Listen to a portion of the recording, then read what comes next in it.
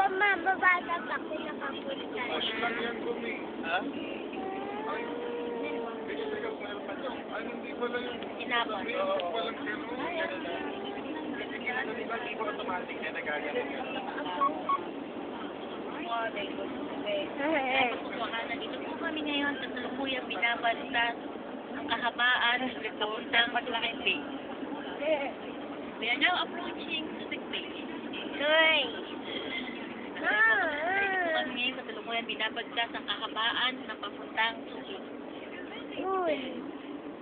Ito yung dinadaan namin. Sa inyong may kita, sa inyong gilid.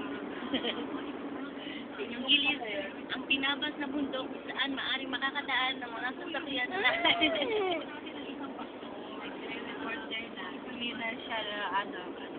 Bago lang ka rin sa yan.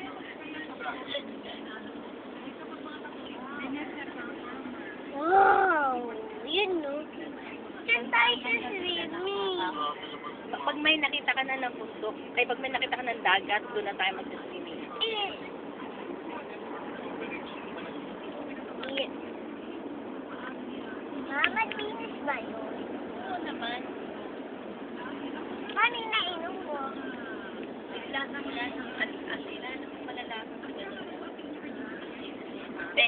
Yun, ang ganda na, no? Unan mo. Ano yun? Ayun, ayun, ayun, ayun. Ay, ganda na. Saan? Ayun mo, hindi naman na.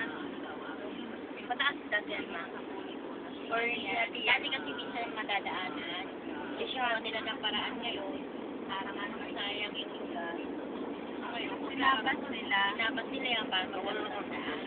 Hirap eh. Ilang bang gano'n? 5 years old po. Ngayon sinabi. Ako naman ay sinabi sa bunda kaya. Oo, dire-diretso na kayo, pasok kayo. May Ayun, nakita kayong dito ano. sa harap, hindi. Kasi entrance na pala kayo ng park eh. So, yung unang ano, yung unang stoplight. Uy, ang ganda. Oh, Alip. Kasi ngayon, nadadaanan lang siya. Andito na kami sa SC Tex eh. Pag papasok ka ng Pag Clark, pumasok kayo ng Clark, yung unang yung unang stoplight, mag-right turn kayo. Yun ang SC Tex na yun. Ito kay mama malayo eh. Lapit eh. Yun na, SC Tex na yun. Oo. Tama, SC Tex na yun. Yun ang ganda. Ethel, SC Tex na yun. Yun ang ganda. SC Tex na yun, Ethel. Ate ako. Oo, wala. Eh di, ano, yung purpose nila kaya nila binubutasan yun kasi ang malinis kasi para maiwasan yung ano, yung matawag ito. Lamig nga. Oo.